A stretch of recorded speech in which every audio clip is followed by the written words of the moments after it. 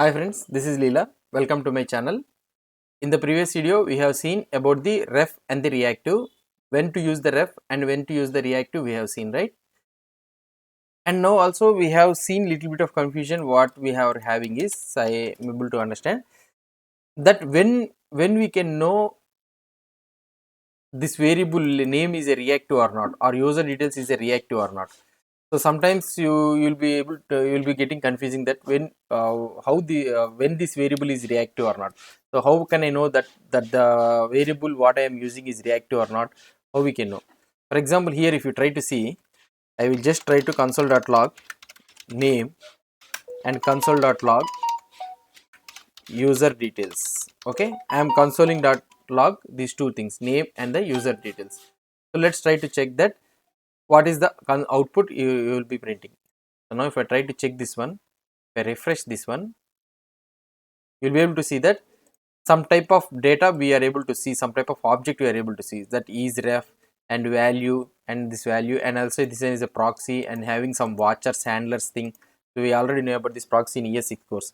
So the handlers has been attached. Okay, so that means we are able to know, we are by seeing this one we are able to know that this is a reactive. Why? Because some type of watcher mechanism has been applied to these variables, so that any time it is changing, it is watching the change.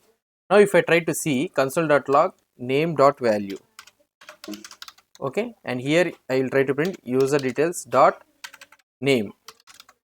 Okay, if I try to see this user details name.value and user details dot name, if I try to print this one, if I try to print here, if you try to see here, just only the string you are able to see the string. There is no watching mechanism print to this one. Okay, so that means it is only the string.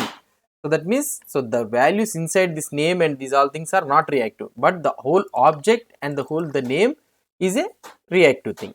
In order to know more about this, whether this one is a reactive or not, what we can do is we have a handy method that is nothing but the isReactive and also isRef. Okay, we are having handy methods, that is isReactive and isRef. How can I check? As this one is a ref variable, so we can directly write isRef to this one. isRef, and also user details dot name, you can check isReactive. Okay, I can check isReactive for this one. So now if you try to check isRef or isReactive for this one, if I try to refresh this one, and if I refresh, we are able to see that false. So that means the value inside this one is not ref, and the value inside this name thing is not a reactive. And if I try to do this name and the user details, now let's try to check here. If I try to check here, if I refresh this one, now these are true. So that means only the object is reactive, but the properties existing inside this one is not a reactive. Okay, you need to understand this main point. So whenever you are making the reactive, means the object, the whole object is reactive, but not the nested, but the values or the properties what are present inside this object is not reactive. You need to remember this one main thing, and also the same thing for the ref. Okay, so for a so now you will get understand for the that you may get a doubt that, for example, okay, user details and user details you are sending. Now what I will try to do is I will try to send this name user details dot name and the age user details dot age.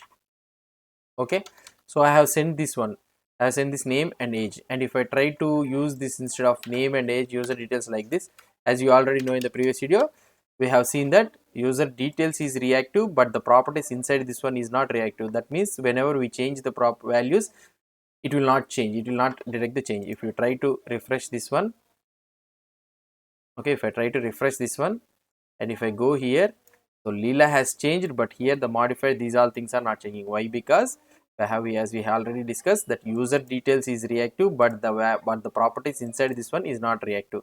But what we are trying to say, what we are trying to send to the template, we are trying to send not the reactive object, we are sending the properties present inside that reactive object. So that means the properties present inside that reactive object is not reactive. Okay, we have seen already using this is reactive, user details.name is not, just it's a plain string it will send, and whenever the name is changed, it will not detect the changes. So now if I want to send these things also, so these properties also as a reactive, how can I send? So we have another one, that is nothing but what I can say is another method, toRefs. Okay, we can convert that one to a handy reactive thing. So now here what I will try to do is let user refs. Okay, I will store it in one variable, and here user details is there, right? So I want to convert the properties inside this object also to the reactive. How can I convert is, so we need to use toRefs. Okay, we need to use toRefs for this one.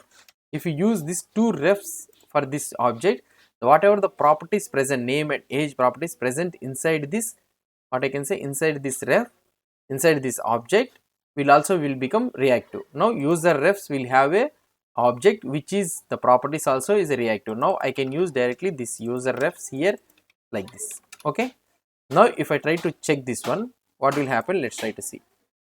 So if I try to refresh this one, Leela webdev is there, and now see this modified, and this one is also has been changed. Okay, so this one is 30 is there, right? So I will change it to 20 so that you will be able to understand.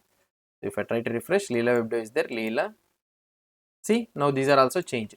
So that means you need to remember this, one. So ref is only for a string or number introduce, reactive for the object, and also you need to remember that the reactive will make the reactive only to the object, but not to the properties inside this object. So if you want some parts of the some parts of the object, means you cannot get those things will not be the reactive. You can check the reactive thing whether the variable what you are using is reactive or not. You can use by using this isRef or isReactive. So whatever thing you want, you can check it.